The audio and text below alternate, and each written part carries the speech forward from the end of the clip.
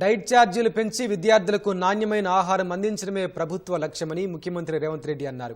విద్యార్థులపై పెడుతున్న పెట్టుబడి ఖర్చు కాదని భవిష్యత్తు పునర్నిర్మాణం కోసం చేపట్టే మహాకార్యంగా సీఎం వ్యాఖ్యానించారు. రంగారెడ్డి జిల్లా చిలుకూరులోని గురుకుల పాఠశాల కార్యక్రమంలో ముఖ్యమంత్రి పాల్గొన్నారు. గత ప్రభుత్వం గురుకులాలను నిర్లక్ష్యం చేసిందని, విద్యాసంస్థల్లో ఉన్న సమస్యలను తాము శాశ్వతంగా పరిష్కరిస్తామన్నారు. గురుకులాలు అంటే బహుముఖ ప్రతిభకు కేంద్రాలు అనే గుర్తింపు తీసుకురావాలని ఉపాధ్యాయులు సిబ్బందికి సూచించారు.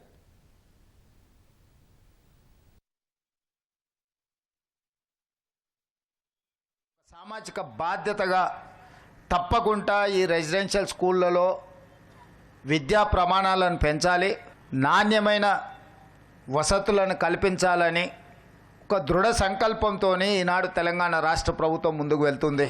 అందులో భాగంగానే 8 సంవత్సరాల నుంచి డైట్ ఛార్జెస్ ఎప్పుడు పెంచలే. గత ప్రభుత్వం పెంచాలన్న ఆలోచన కూడా చేయలే. అంటే పూర్తిగా తెలంగాణ రాష్ట్రం ఏర్పడ్డ తర్వాత డైట్ ఛార్జెస్ విషయంలో కావచ్చు, కాస్మెటిక్ ఛార్జెస్ విషయంలో కావచ్చు, లేదా మౌలిక వసతులకు సంబంధించిన అంశాలలో కావచ్చు, ఆనాటి ప్రభుత్వం ప్రాధాన్యత ఇవ్వలేదు.